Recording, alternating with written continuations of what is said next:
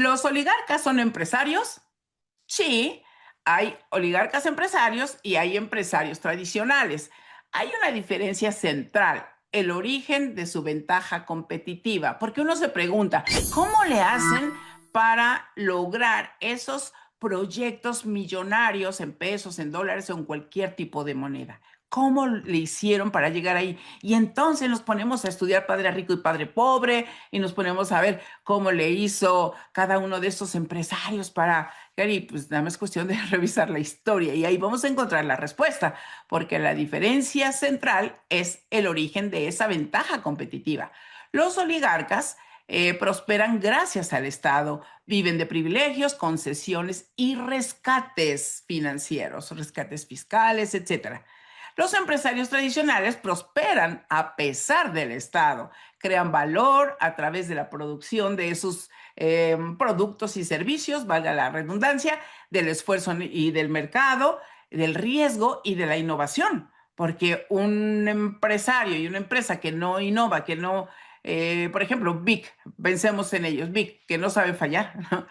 Ellos han sacado una línea de materiales y de versiones y de plumas y colores, etcétera, que se ha mantenido a lo largo de muchos años. Ellos dependen del Estado, probablemente le vendan al Estado, pero no están ubicados dentro de este grupo de oligarcas. No que yo sepa, si ustedes saben, cuéntenmelo. Pero veamos la imagen que tenemos ahí enfrente para observar detalles que son muy relevantes. Uno son las diferencias clave entre oligarca y empresario, la fuente de su riqueza. En el caso del oligarca, generalmente o principalmente es el Estado. En el caso del empresario tradicional, es el mercado. Respecto al modelo de negocio, en el caso del oligarca es la extracción de rentas, las rentas del erario, las rentas de las mismas relaciones que va haciendo. En el caso del empresario tradicional es la creación de valor, la creación de valor. En cuanto al financiamiento, los oligarcas gozan de créditos privilegiados. En el caso del empresario tradicional son créditos comerciales con unas tasas de interés que hay ocasiones que los asfixian. En cuanto a la relación con la competencia, en el caso de los oligarcas suelen eliminarla vía regulaciones. Las cámaras y todo eso pues van apoyando a los oligarcas y eso lo hemos visto a lo largo de la historia y en estas épocas no es la excepción. Nada más hay que ver cómo se llevan a cabo las cosas con las iniciativas en la Cámara tanto de senadores como de diputados. Y entonces, vía regulaciones es como van controlando a la competencia. En el caso del empresario tradicional, compite por precio y calidad. Entonces, fíjense cómo eso es muy, muy relevante y a veces nosotros no lo tomamos en cuenta. Bien, ahora, pensemos en algunos ejemplos muy representativos de oligarcas que viven del Estado. Uno de ellos es Elon Musk. Tesla, SpaceX, Neuralink han recibido al menos 38 mil millones de dólares en contratos públicos, préstamos, subsidios y créditos fiscales desde el principio del año 2000. ¿Se imaginan 38 mil millones de dólares? Bueno, algunos de los estados de México ni siquiera tienen ese presupuesto. ¿Se dan cuenta? Donald Trump también. Donald Trump, que su papá le enseñó cómo manejarse con los asuntos fiscales, legales y de vivienda, todo esto, Donald Trump acumula 6 quiebras estratégicas. Entonces se amparan con la enmienda, con todo este tipo de recursos legales y judiciales que tienen al alcance como para no pagar a sus empleados, para despedirlos sin liquidación. Entonces, es de llamar la atención y Donald Trump también tiene otros señalamientos que durante su primer mandato, pues se le señala porque varios países o varias oligarcas también de otros países estuvieron pagando servicios en sus negocios. Entonces, eso sería conflicto de interés, pero bueno, eso está en discusión. Mark Zuckerberg, cualquiera diría, ay no, pero es que Google y hoy Meta, pues se ha hecho y él fue el creativo, no sé qué, ajá, pero ¿qué tanto ha recibido dinero del gobierno? Hay que checarlo, porque incluso acuérdense que vendió datos, incluso estuvo ante la cámara. Tenemos Altman, acaba de recibir dinero, el de ChatGPT, acaba de recibir dinero del Estado para ampliar la plataforma. ¿Nos gusta ChatGPT? Sí, pero bueno, ¿de dónde viene? Tenemos que entender el origen de los recursos. Jeff Bezos de Amazon y Blue Origin, los viajes espaciales, ¿de dónde creen que ha sacado tanto dinero? Del Estado. Carlos Slim también se le reconoce por la adjudicación que se hizo de Telmex, que fue una privatización súper favorable para él en las condiciones en que la recibió, que vale aclarar, él ha crecido la empresa y de ahí hizo más, porque hay algunos empresarios o algunos oligarcas que dejan de ser oligarcas porque reciben algo del Estado, pero lo destruyen o desbaratan, porque también tiene que ver con cierto talento o cierta gente de la cual se reúnen. El caso de Salinas Pliego, de Ricardo, pues es la misma situación con el rescate bancario, con la televisora, etcétera, y con lo que está enfrentando hoy. Pues como cuántos años se ha defendido como gato boca arriba para evitarle el pago de los impuestos, que por cierto, pues ya tendrá que asumir la responsabilidad. Germán Larrea, también tenemos el caso de Grupo México, las concesiones mineras. En el caso de Rusia, también tenemos a Roman Abramovich, que es un personaje que está muy vinculado con Putin y que él es el grande en el petróleo, aluminio, después de la Rusia, ¿no? De la Unión Soviética y todo eso de la anterior, de la URSS. Y en cuanto a empresarios tradicionales que viven del mercado, tenemos a alguien como Steve Jobs, por ejemplo, que pues él llevó adelante a Apple y que hoy nos tienen atrapados con el teléfono móvil para todo. Fue una innovación impresionante lo que hizo Steve Jobs, que incluso, fíjense, cómo cambian las cosas. A él, por cuestiones de empresa y demás, lo corrieron de su empresa porque pues era un pésimo director.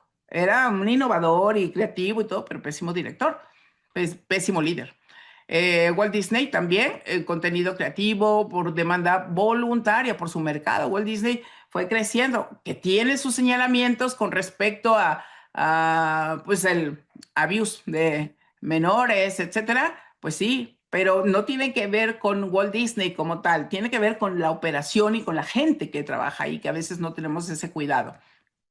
Henry Ford fue otro con una producción muy eficiente de los autos.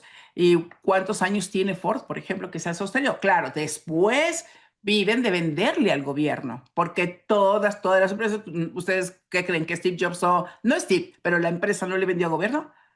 No lo hace quien lo creó, no le vende quien lo creó, el negocio, la empresa o la idea, sino el mismo equipo directivo es el que se encarga de estar buscando esos negocios con gobierno. Tenemos a Ray Kroc también de las franquicias de McDonald's, que pues ese, en qué momento este hombre se da cuenta que puede hacer un negocio y cualquiera diría, está en el negocio de la comida y no, está en el negocio inmobiliario. Pero bueno, esto ocurre en todo el mundo. ¿Debemos aceptarlo como un hecho? Pues sí, es un poder de facto. Es un poder de facto y no podemos hacernos de lado. Entonces, fíjense cómo todo esto es relevante porque de ahí nosotros nos vamos dando cuenta de cómo se maneja el mundo de los dineros, el mundo de las finanzas. Y bueno, pensar en la palabra oligarquía, podríamos decir, ¿se trata de un título nobiliario? ¿Es un asunto de personalidad o es una psicopatología? Pues bueno, vamos a ver cómo lo vamos a entender. Si ustedes observan la gráfica de personalidad por estilos de pensamiento, se van a dar cuenta que tenemos, como siempre les he explicado, tenemos 4 estilos dominantes o 4 estilos que corresponden interpretativamente a las áreas donde se manejan principalmente las funciones, donde se trabaja, porque nuestro cerebro trabaja de manera sistémica. No es que trabaje una parte sola y la otra no, no, es donde se dispara la señal, donde se capta y donde se inicia el procesamiento de una conducta. Por ejemplo, puede iniciar en esta zona de nuestro cerebro, que sería la zona lógica.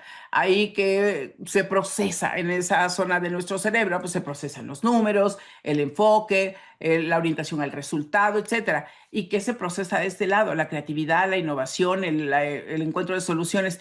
Pero para que esta funcione, pues esta le tiene que mandar mensajes y esta también le tiene que mandar mensaje y después activan la parte de, ya sea la relacional, pensando en con quién voy a hacer tal cosa, o también cómo lo voy a hacer, porque aquí tenemos el qué, el para qué, que sería la parte creativa, ¿para qué? Y cómo lo voy a resolver, pues es la parte que ubicamos como verde o como estructural, y con quién lo voy a hacer o para quién lo voy a hacer está en la parte relacional. Entonces, en el caso del perfil de los oligarcas, nosotros lo interpretamos a partir de los integrantes de la oligarquía, voy a llamarla mayor, que son los más visibles, los que tienen los grandes proyectos, los grandes negocios, porque hay otros niveles de oligarquía, no crean que existe una en todo, hay niveles, porque si no nuestro cerebro no podría con todo eso. Entonces, cuando nosotros hablamos de oligarquía, no solo como estructura de poder, sino como un perfil psicológico, pues aparece un patrón que se repite una y otra vez. Es comportamiento recurrente y por eso lo ubicamos como un patrón. Entonces aquí que encontramos que el comportamiento de todas estas personas en diferentes países, industrias y generaciones, pues es igual o muy similar. Y hay cosas curiosas con los llamados oligarcas porque muchas veces el empresario, oligarca o no, pretende dejar a un hijo a cargo, pero el hijo no siempre tiene el perfil. Y ahorita estamos, por cierto, con la generación Z, que la generación Z no quiere saber cosas de empresas. De alguna manera se están peleando con los papás. No tan solo se pelean contra la corrupción o contra ciertos partidos, sino que se están peleando incluso con su propio núcleo, con el propio origen de su riqueza, de su nihilismo, de todo eso. Están rechazando ese tipo de cosas. Están pensando en el planeta, están pensando en los animales, están pensando en el amor, están pensando en la recuperación de su centro, del centro ese sí es del bienestar, no de la felicidad, del bienestar. Hay algunos que están perdidos en TikTok, sí, ahí están. Otros que bailando y haciendo cosas superficiales, pero hay otros que no, son muy profundos, están yendo vamos a recuperar el hogar, la filosofía, etcétera. Y está interesante lo que estamos viviendo. Así que no es solo una etiqueta la palabra oligarca, ni un título heredado, tampoco se reduce a una élite económica. La oligarquía es una configuración mental, una forma de ver, habitar y querer dominar al mundo, porque fíjense que pasa algo muy curioso. Eh, ¿Dónde nace el dominio? En esta zona de nuestro cerebro, aquí, en ese deseo de tener la razón, la verdad, los recursos, la riqueza, el gusto, es ahí donde nace. Porque ustedes pueden observar que hay niveles. En el caso de un oligarca, por ejemplo, muy estilo lógico alto, que la mayoría están ahí, piensa desde una lógica fría, calculada y profundamente estratégica. Su brújula sí es muy simple: beneficio, control y supervivencia del status quo. No quieren el cambio. Alta capacidad analítica, sí, sí, es que son altos, porque también dentro de su propia configuración podría ser el más alto, la parte lógica, pero no necesariamente más alto comparado con otros. Entonces, también hay niveles, porque si observan en la imagen que les estoy compartiendo, aquí tenemos, cuando son niveles muy altos, son los que mandan desde la sombra, porque son aquellos que tienen capacidad racional de cálculo, riesgo, beneficio, etcétera. Entonces, el C nivel alto manda desde la sombra, no se exhibe. El nivel medio son los que creen que mandan y el nivel bajo son los golpeadores. Entonces, fíjense que eso es muy, muy interesante, ¿no? Que nosotros veamos si está dentro del grupo de los oligarcas, pero ¿es el oligarca o es el colaborador del oligarca? que no es lo mismo, ¿no? A veces decimos que, ay, la persona es muy amable, muy seria, muy sensible, ¿no? Que es el oligarca mayor. Pero todos los que le siguen se creen oligarcas, pero no son. No lo son. Así que el oligarca típico piensa desde esa lógica fría, calculada, estratégica, porque quiere tener ese control. Alta capacidad analítica, sí. Poca tolerancia a la incertidumbre. No le gustan los cambios. Planes basados en riesgo, retorno de inversión, no en ética. Frialdad emocional ante decisiones que afectan a otros. Pues es la típica frase de que lloren a tu casa, que lloren en la mía, pues que lloren en tu casa. En la mía no. La empatía no está en su mapa. La empatía es un costo para ellos. Les cuesta mucho trabajo ser empáticos. Y ya eso nos va perfilando otra cosa que vamos a ver más adelante. Pueden simularla cuando conviene ser muy sonrientes, cercanos, saludan, pero luego se limpian la mano. Eh, nunca la integran para tomar decisiones o para modificar sus decisiones. Son encantadores cuando necesitan algo, distantes cuando ya lo obtuvieron, inaccesibles cuando se sienten amenazados. O si no, van a decir que es un chantaje político o una persecución política. Veamos ahora el siguiente estilo, que es como en un segundo nivel que acompaña. Por ejemplo, si tenemos un estilo lógico alto, que es principalmente el dominante en los oligarcas, los perfiles de los oligarcas, vamos a ver que el siguiente es el estructural. Entonces van a rondar en dominantes esos dos. Porque aquí, en esta parte, ustedes también pueden observar que tenemos a los que reciben o pueden obtener un puntaje alto, eh, son los arquitectos del poder, son los arquitectos del control, porque tienen capacidad para crear, sostener y modificar sistemas, reglas y estructuras. Eso es bueno cuando estamos hablando de que tú eres un emprendedor, una empresa, está bien, eso hace falta. Y eso es lo que hoy está más escaso. Por eso hay muy pocos, no, los otros no logran crecer, no logran llegar. Y no es casual, eso es consecuencia de la educación y de las decisiones que se han tomado. Tenemos, por ejemplo, oligarcas que pueden ocupar un nivel medio. Son los tecnócratas que implementan lo que el oligarca quiere. Y tenemos también a el que ocupa un nivel bajo en estructura, que no es tan fuerte, no es tan organizado, no es tan ordenado, etcétera, que son los operadores a ras de piso. Entonces, de eso tenemos mucho, ¿eh? Mucho en los políticos, en los empresarios, que son muy, muy operadores. ¿Y qué cosa podemos decir? Aquí es donde la precisión, por ejemplo, se vuelve clave. ¿Por qué? Porque los oligarcas no hacen el trabajo duro de diseño institucional. Para eso compran, contratan o colocan a quienes sí tienen ese talento, pero mantienen un rasgo estructural dominante en otro sentido. Definen la arquitectura del poder, no los planos técnicos, construyen las jerarquías donde ellos quedan arriba sin discusión, colocan operadores con autoridad, rigor y mano dura para ejecutar su visión, o su ambición, o su avaricia. Ellos no redactan leyes, pero dictan las condiciones. No firman los contratos, pero deciden quién los firma. Su estructura es piramidal. Arriba van ellos, abajo los ejecutores. Y esto ocurre en nuestro cerebro, sí. Es que nuestro cerebro tiene una serie de funciones, las funciones ejecutivas, que se van a llevar a cabo. Ya cómo las usamos, como siempre se los he dicho, tiene que ver con valores, tiene que ver con ética, tiene que ver con moral. Pero de que tenemos esas capacidades, ahí están. La cuestión es cómo las usamos y para qué las usamos. Vamos al siguiente estilo. Recordemos que no hay un estilo único que, nada más es lógico, como si nada más tuviera este pedazo de cerebro. No, el cerebro está completo.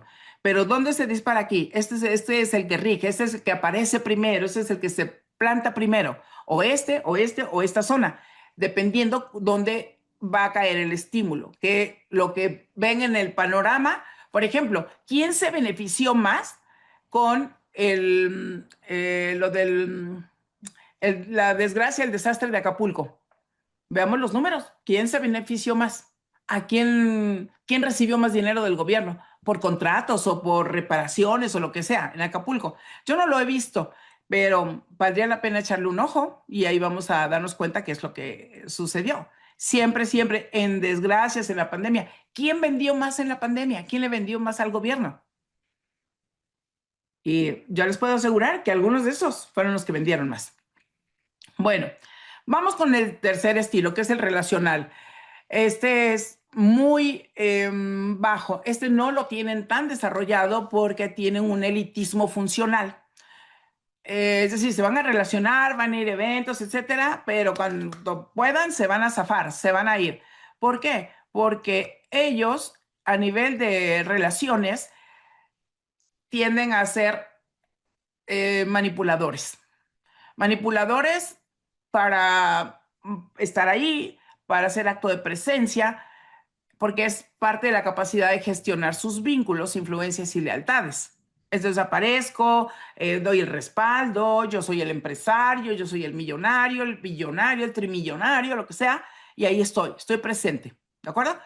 Entonces, esos, de alguna manera, los que tienen muy alto perfil en este sentido, no están ahí porque son los activistas. Aquí hay bajo nivel o bajo perfil o bajo puntaje. ¿Por qué? Porque de alguna manera los que son considerados como los oligarcas son los hipermanipuladores. Luego, los que tienen un puntaje medio son los rostros amables del sistema, los sonrientes, los que salen en la foto. Y los que tienen todavía más bajo el puntaje son los incendiarios de la calle, son los desechables. Fíjense qué fuerte, pero pues así funciona. ¿Qué les voy a decir? Yo estuve revisando un montón de casos para hacer este programa. ¿Por qué? Porque los relacionales generalmente son empáticos, pero ellos no son empáticos, ni son horizontales. Ellos son muy verticales. Tampoco son sistémicos, ellos son verticales o van a un punto concreto. Son estratégicos selectivos, son elitistas, solo se relacionan con pares o con subordinados útiles. Clasistas, hacen distinciones sociales para justificar su posición. Utilitarios, la gente es recurso, conexión, puente o estorbo. ¿Eso qué les lleva? A contratar a lobistas, relacionistas públicos, operadores políticos, voceros que caen bien, influenciadores que limpian la imagen, académicos que justifican la postura, medios que amplifican su narrativa. La amistad no existe, existe la conveniencia. Por eso dicen, existe el interés, no otra cosa. Bueno, que podríamos decir el interés de ayudar. No, aquí está el interés de beneficiarse o de mantenerse. Vamos al siguiente, que es el de aquí, el estilo creativo. En cuanto al estilo creativo, lo que nosotros podemos encontrar ahí es la parte visionaria. ¿Cómo no? Ay, pero si son visionarios los empresarios, los oligarcas no necesariamente son visionarios. En la parte creativa está la capacidad para innovar, para resolver problemas, para crear, de imaginar soluciones posibles a cosas graves, por ejemplo, del mundo. ¿Por qué? Si hay tanto oligarca, no se ha resuelto el problema del hambre, el problema de las guerras, el problema del agua, que son los grandes problemas y los grandes conflictos. ¿Por qué no? ¿Por qué no se resuelve? El problema del medio ambiente. ¿Conviene o no les conviene que se resuelva? Entonces, es interesante pensar en todo esto, porque es ahí donde en lugar de ver, vamos a innovar, vamos a cuidar el medio ambiente, vamos a hacer esto, no, se generan resistencias y manipulaciones. Entonces, ¿qué tenemos? Pues están los maquiavélicos geniales en la parte creativa, sí, ahí está. Está el maquiavélico, o está el genial que no es maquiavélico, sino que busca resolver problemas trascendentes, problemas globales. Los investigadores, por ejemplo, de medicina, física, que a muchos de ellos se les da el premio Nobel, muchos han hecho cosas tan importantes. En México ha habido investigaciones muy importantes y ellos no son oligarcas se han hecho cosas como, por ejemplo, la televisión a color, la cirugía para el Parkinson, de las primeras cirugías del seccionar el cuerpo calloso. Entonces, tenemos varias cosas que podemos observar en cuanto a personajes que son muy creativos, muy innovadores, pero no son oligarcas. ¿Por qué? Porque no les mueve el dinero. Simplemente por eso. Les mueve resolver, les mueve la creatividad. Eso es también egocentrismo, puede ser, pero les mueve otra cosa. Están los estrategas creativos también, que generalmente se van a juntar con ellos, van a trabajar con ellos, van a trabajar para ellos. Entonces van a buscar siempre en el mercado, a ver, tráiganme a los mejores. Y también están los obedientes rebeldes, los que se plantan como si fueran los disruptores, pero no son disruptores. Ahora sí que discúlpenme, pero perdónenme, pero no son disruptores, son seguidores. Creativos, sí. Que venden su creatividad, sí. El oligarca promedio no es visionario, no innova, no crea, no rompe paradigmas. Lo que sí hace es adquirir la creatividad de otros. ¿Por qué? Porque ficha talento creativo. En el caso de Google, por ejemplo, han utilizado mucho este tipo de información, las neurociencias, para elegir los perfiles para los que van a desarrollar los ajustes, las innovaciones. Ellos, por ejemplo, un perfil relacional a Google no le conviene o dominantemente relacional no le conviene. ¿Por qué? Porque les va a generar problemas, porque quiere estar con la familia. Entonces, fíjense lo que hicieron en Google. La persona, el que le gira mucho, que está enfocado, que incluso es obsesivo, son los altos lógicos, y que ellos, pues, ¿qué hacen? Les pusieron como el centro de diversiones y ya le llevan a la familia para que no haya esa desvinculación, porque llega el momento en que empiezan a sentir el vacío. Claro que sí. Entonces, por eso fichan el talento. Compran empresas innovadoras, no las construyen. Se asocia con visionarios para legitimarse, recluta mentes disruptivas para hacer el trabajo brillante. Entonces, incluso los premios se les da a los oligarcas y no a las personas que hicieron el trabajo. ¿Por? Pero así nos hemos acostumbrado. Así garantizan que la innovación sirva al control y no al cambio. Por eso, muchos innovadores acaban convertidos en socios honorarios del sistema que juraron desafiar. Les dan acciones, por ejemplo. Y entonces pues, los tienen atrapados todo el tiempo. Viven bien, gozan de muchos privilegios, entonces pues, no van a soltar esa empresa. De manera breve, podríamos decir que el perfil típico de personalidad oligárquica es la combinación frecuente entre un lógico dominante, un estructural dominante, que sería más hemisferio izquierdo, un relacional utilitario bajo, pero es utilitario, y un creativo bajo con talento contratado, no es propio. Si lo vemos como psicopatología, no todos tienen un trastorno, pero sí comparten patrones de personalidad que pueden volverse patológicos cuando se combinan con poder sin límites. Por ejemplo, algunos pueden presentar rasgos de narcisismo grandioso. Yo merezco el control. Esta es mi creatividad. Miren la empresa que he logrado. Nada más hay que oír a Donald Trump lo que dice, a Elon Musk. O sea, ¿qué fue lo que chocó entre Donald Trump e Elon Musk? Fue el narcisismo grandioso. Los hizo y sus intereses personales. Los hizo chocar. Una psicopatía funcional podemos encontrar, que les puede pasar a ellos y a cualquiera, donde las personas son vistas como objetos, como piezas, no como personas. Por eso no hay un buen nivel de empatía. El maquiavelismo sistemático, el fin justifica cualquier medio, no importa, ¿no? Una paranoia moderada, porque todos quieren quitarme lo que tengo. Todos los pobres anhelan lo que yo tengo. Ese es su pensamiento. Estos rasgos en alguien con poder ilimitado generan conductas oligárquicas crónicas, pero hay gente que no es oligarca y tiene esas conductas de manera crónica. Eso es muy curioso, porque vivimos en un mundo imaginario también, que suelen querer tener control, quieren tener la captura del Estado, de los amigos, de los que toman las decisiones, la manipulación de la narrativa, la estigmatización del enemigo y el blindaje institucional siempre van a estar presentes, siempre, siempre. Pero ¿en qué momento se instaura una oligarquía? Cuando hay vacíos en el Estado de Derecho, cuando hay crisis económicas, cuando el ciudadano solamente se vuelve espectador y cuando el gobernante vende su dignidad, se convierte en un servidor del oligarca. por no decirle de otra manera. ¿Qué escándalos y señalamientos comunes vamos a encontrar con la personalidad de los perfiles oligárquicos? Los monopolios disfrazados de competencia, la captura de reguladores y jueces, el desvío de fondos públicos, narcotráfico con poder político, medios cooptados, y eso lo vimos cuando firmaron los medios con Felipe Calderón.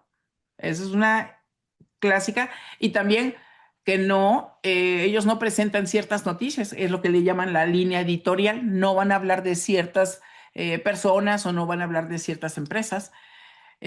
A través de fundaciones filantrópicas, porque pues, se hace ahí lavado de imagen, pero siempre la fundación filantrópica siempre les va a traer un retorno de inversión. ¿Qué ocurre con México? La puerta giratoria, que ustedes han oído hablar de ese concepto o esa frase, es que entre la política y empresa se van ayudando mutuamente, pero no es política y empresa o gobierno y empresa, son personas, personas que se ponen de acuerdo que el oligarca controla al gobernante y el gobernante cree que controla al oligarca. Y puede ser que mientras sea gobernante puede ejercer un cierto control, pero en cuanto se le acaba el periodo gobernante, ese ya se fue. Este es el que se queda, el oligarca. Y fíjense que me tocó estar en Tijuana en alguna ocasión y venían las elecciones y me invitaron a una reunión y a mí me llamó la atención que estaban varios empresarios ahí y dijeron, bueno, ¿y ahora quién vamos a lanzar? ¿A quién? Que pasa en todos lados eso, ¿eh? No tenemos. No podemos lanzar a este güey, no podemos lanzar a este porque es un pendejo, no sé qué. Así estaban hablando. ¿Quiénes deciden a quién van a poner? Pues no fue el caso de Xochitl Gálvez. Es mucho, o sea, pasa muchísimo, muchísimo eso. Entonces, ahí lo que sucede es que se están jugando, se están moviendo los mismos apellidos, es el mismo club, es el abuelo, el papá, el hijo y además van pasando la estafeta. En el caso de la puerta giratoria tenemos a Carlos Salinas de Gortari, a Luis Videgaray, con todo lo que hizo en Hacienda vinculado con BlackRock, a Meade, por ejemplo, José Antonio Meade, que se fue a HSBC, a Ernesto Zedillo, que también que se fue al Banco Mundial, a Union Pacific, con lo de los trenes, a Calderón, a Iberdrola y esto de la energía eléctrica, entonces, y energéticos.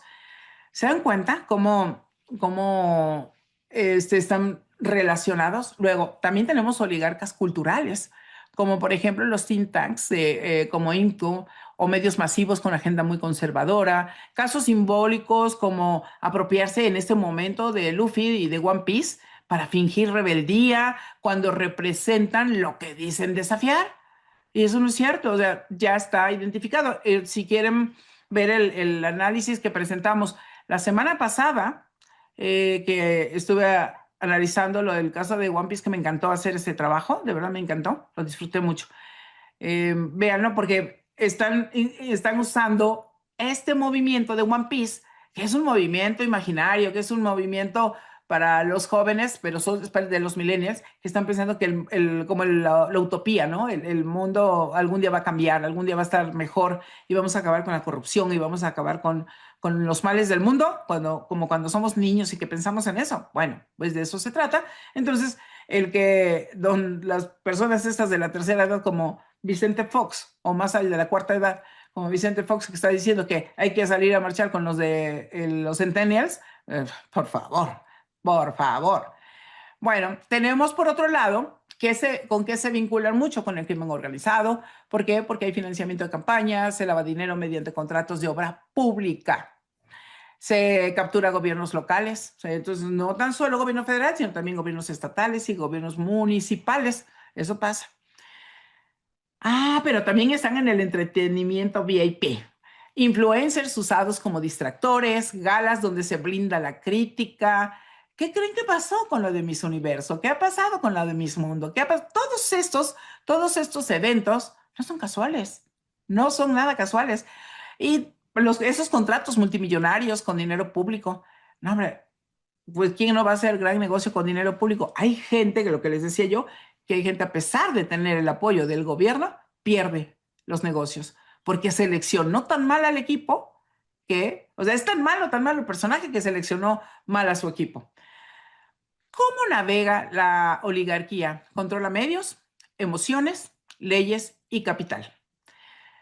La emoción principal que va a controlar o que va a manejar, que va a potenciar, es el miedo. Esa es la principal. Y enseguida la tristeza, la depresión. Son las dos principales emociones que suele estar manejando casi todo el tiempo. Ustedes dirán, no, José, pero estamos en la época de la felicidad y del bienestar. Desde la década de los 50 tenemos todo lo de autoayuda. ¿Por qué si hemos tenido tanto de autoayuda? ¿Por qué no ha cambiado la cosa? Porque hoy tenemos más problemas de depresión, de ansiedad, de burnout. ¿No se les hace raro? Habría que preguntarse un poquito más acerca de esto. Entonces, fíjense cómo opera. Eh, Aparenta legalidad y pluralismo, pero no es así, porque va a cooptar las causas nobles, las causas sociales, castiga el disenso.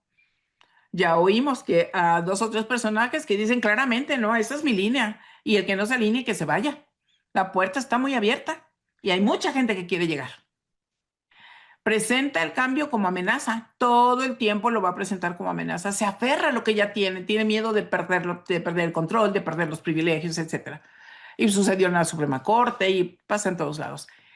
Tiene un propósito trascendente, sí, pero no para los demás, sino para sí mismos y su familia, para ellos. No importa si la familia le resultó torpe y no van a poder manejar mucho la empresa, porque ha habido casos, por ejemplo, donde ya los hijos reciben la empresa cuando los padres fallecen y ellos, ¿qué hacen? La venden porque no la saben manejar. Van a tener dinero, sí, pero se lo van a acabar. Eso es muy, muy interesante. Dicen defender la estabilidad nacional, pero su verdadero propósito es conservar el poder, incluso a costa del país. Pero aquí hay una advertencia. Si no entendemos cómo opera la oligarquía, nosotros somos el volumen, la masa, somos los que terminamos admirando, aplaudiendo, siendo fans, defendiendo a quienes de alguna manera han vulnerado mucho a nuestro país y lo seguirán haciendo, porque pueden, porque quieren y porque tienen con quién. Entonces, si este análisis te abre un poquito los ojos para investigar, para ir más allá, pues te pido que compartas este video, que comentes y que se lo hagas llegar a más personas. Pero es necesario hacer un reconocimiento, sí. No todos los empresarios son oligarcas. Celebro muchísimo a quienes crean riqueza desde la integridad, el esfuerzo y la innovación y el cuidado de su gente. Yo que soy consultora en estrategia de negocios y en modelos corporativos, conozco empresas chiquitas, medianas y grandes, donde el dueño muchas veces dice, quiero que me agradezcan, porque una vez nos pidieron un programa para que su gente agradeciera porque tenía trabajo. ¿Qué? En lugar de que el dueño les agradezca porque gracias a ambas partes se han logrado salir adelante o han triunfado, no, quiero que me agradezcan, por mí tienen el trabajo. Claro que nosotros no aceptamos hacer eso. Entonces, es bueno reconocerlos, es bueno apoyarlos, porque ellos no viven del erario. Ellos sí manipulan, pero no de esta manera. eh, y están buscando cómo salir adelante. No se esconden tras fundaciones, no se esconden tras eventos públicos. Ellos están trabajando generalmente. Están muy, muy atentos a su empresa, ya sea nacional, familiar, transnacional, global, etcétera. Pero hay mucha gente que está trabajando bien con todo eso. Pero déjenme decirles una cosa. Muchos de ellos, pues trabajamos con las empresas de los oligarcas. ¿Por qué? Porque es parte de la economía, o sea, es todo un movimiento, no es algo que mañana se va a desarticular, no, tenemos que entenderlo, tenemos que no sufrirlo, tenemos que vivir con eso, pero también tener conciencia y tomar nuestras propias decisiones, porque si no lo hacemos así, entonces, ¿cómo vamos a vivir siempre ciegos, siempre sin pensamiento crítico? No, no está bien. Así que bueno. Te dejo una pregunta que creo que puede serte útil. ¿Sabes a quién le estás entregando tu voto, tu atención o tu consumo?